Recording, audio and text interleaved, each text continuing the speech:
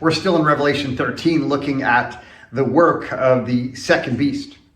Verses 16 through 18, John tells us also, it causes all, both small and great, both rich and poor, both free and slave, to be marked on the right hand and on the forehead, so that no one can buy or sell who does not have the mark.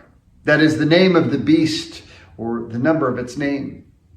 This calls for wisdom. Let anyone with understanding calculate the number of the beast, for it is the number of a person. Its number is 666.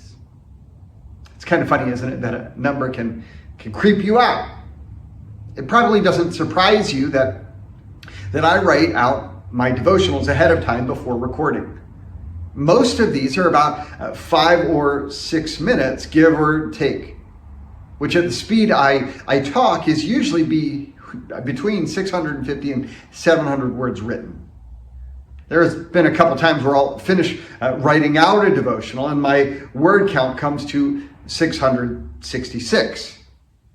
I don't think that that's an indication of some demonic influence, but I can't help myself if I add a word or subtract one so as to change the count. Before we take a deeper look at the number itself, there's something striking in the comment that follows the location of the mark. We're told that no one can buy or sell who does not have the mark. In other words, there's an inseparable connection between worship of the beast, bearing the mark, and engaging in commercial or economic life. Why would that be? In our day, we like to separate our economic lives from our spiritual lives, such that what we do with our money is said to have nothing to do with the condition of our souls. When we preach about money, there's often the response in some, here we go again. The church needs money, as if that was the only reason for bringing it up. The problem inherent is the assumption that how we use our money is something somehow detached from discipleship. Nothing could be further from the truth. Jesus regularly talked about and taught on the use of our money and possessions, stating in the Sermon on the Mount, no one can serve two masters. Either you will hate the one and love the other, or you will be devoted to one and despise the other. Jesus concludes, you cannot serve both God and money. In Luke's gospel, Jesus tells us, for where your treasure is, there your heart will be also.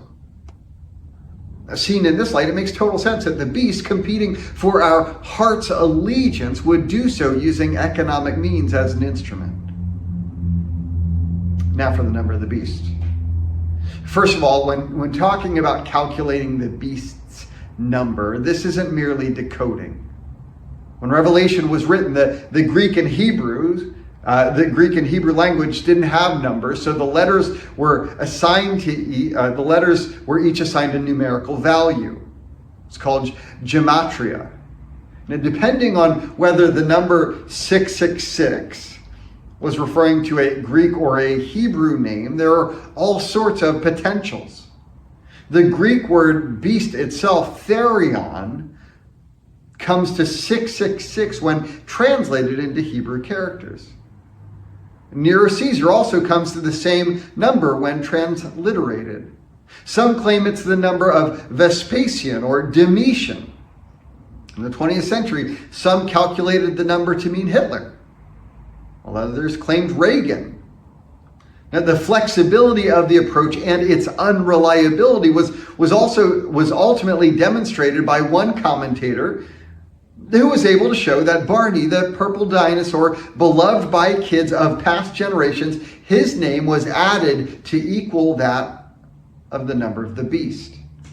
Sorry, folks, he does not love you or me. He wants to rule us. Okay, I'm kidding. John says this calls for wisdom. Wisdom sourced throughout Revelation comes from the Father and from the Lamb. Not through clever mathematics and manipulation, but through spirit-dependent discernment.